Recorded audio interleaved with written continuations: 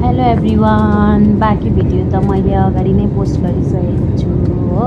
सबै भिडियो बनाउनु सकिनँ र म चाहिँ हेर्नु न बेङ्गलोरको नाइट भिडियो है, कस्तो राम्रो देखिँदो रहेछ। फ्लाइट ल्यान्ड हुने बेला भयो नि त, अनि त्यही भएर मैले चाहिँ भिडियो बनाएको।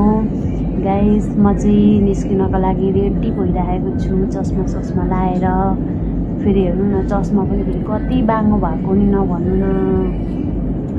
अब निस्किने बेला भयो हो, निस्किनको लागि रेडी भएर बसिरहेको छु। पछाडिपट्टि सबैजना रेडी भएर बस्नु भएको छ है। सबै भिडियो बनाउन सकिनँ र म चाहिँ निस्किसकेँ। बेङ्गलोर एयरपोर्ट ल्यान्ड भइसक्यो फ्लाइट है। बाहिर निस्किँदैछु। अब यहाँबाट बसमा जानुपर्ने, पहिला ट्रली लिनु पऱ्यो नि त, त्यही भएर ट्रली लिनको लागि जाँदैछु। बेङ्गलोर एयरपोर्ट पनि कस्तो राम्रो छ। पहिले पनि अब धेरै ट्राभल गरेको हो, तर मैले भिडियोहरू बनाउँदैन थिएँ हो।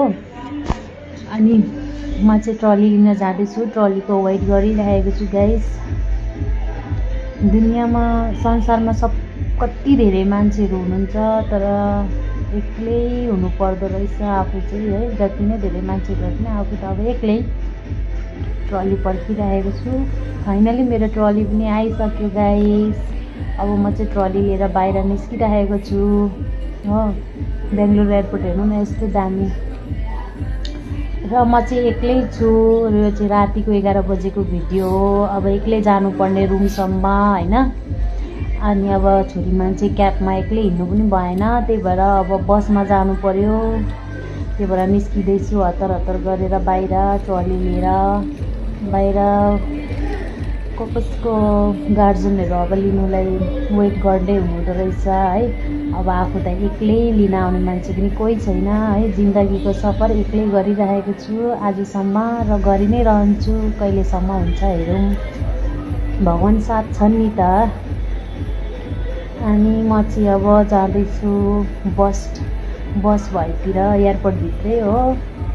अब आधी बाटोसम्म बसमा जान्छु, त्यस पछाडि अटोमा जान्छु। रुम छेउमा पुग्न लागेपछि चाहिँ हो, आधी बाटोसम्म चाहिँ बसमा जान्छु, किनकि अब छोरीमा चाहिँ एक्लै क्याबमा हिँड्नु पनि मिलेन। र म चाहिँ बसको भिडियो बनाउनु पाइनँ गाइस, त्यसको लागि सरी। अहिले चाहिँ म अटोमा गइरहेको छु है। अब पुग्नु लागे रुम पनि। जाँदैछु बाटोमा, एक्लै छु।